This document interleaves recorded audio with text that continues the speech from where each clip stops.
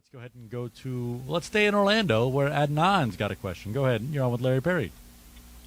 Hey, and Larry, yes, thanks for taking my call. I have a Honda Accord 2007, and the AC, it blows cold sometimes, and it works fine, and then sometimes it would not come on or just blow hot air.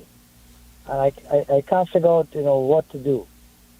Okay. Have you had the system checked to see if it was full of refrigerant or not?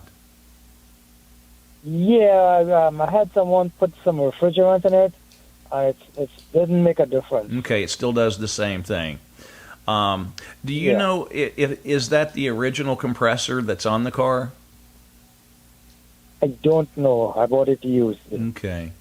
Anad, let me tell you what I usually run into.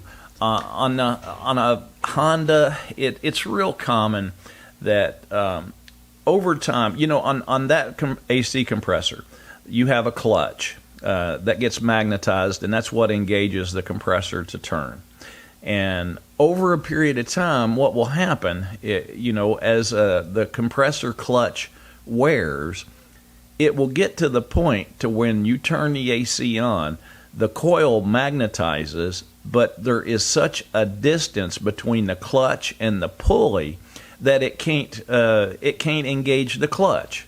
It's just because there's too much of an air gap between the clutch and the actual pulley itself.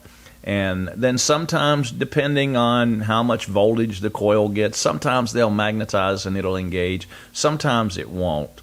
But what I do when I get one in like that, and I'll check and I make sure I've got power going to the compressor itself. Make sure that the clutch coil is receiving 12 volts when the system is turned on. And if it is, what I'll usually do, and this sounds a little bit primitive, but if the clutch isn't turning and there's power at the compressor, a lot of times I'll take something wooden, like a broom handle or something like that, and I'll reach down there while the engine's running, and I'll just barely touch the clutch on the front of the compressor, and it'll usually just take right off and start working like nobody's business. But as soon as you turn it off and go to turn it back on, it's just that air gap between the clutch and the pulley is so great that it can't magnetize and engage it any longer. So I will tell you like this, that when it's not working, you need to have somebody do a voltage test at the compressor itself. If you have 12 volts there and you've got this intermittent problem, the problem is going to be a worn clutch and pulley on the front of the compressor itself. They may not be, physically anything wrong with the compressor.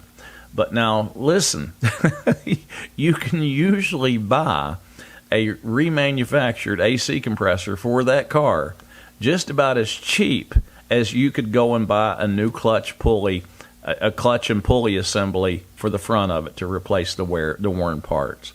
So kind of keep that in mind. See, when you buy a reman compressor, the clutch and the coil and the pulley is all brand new, and they just rebuild the compressor itself. So it's usually cheaper just to buy the compressor and put another one on it than it is to go and try to fix the one you have, even though the compressor itself's not bad, but the clutch and the pulley and the coil is what your wear items are on that compressor. Anad, I hope that helps you and solves your mystery.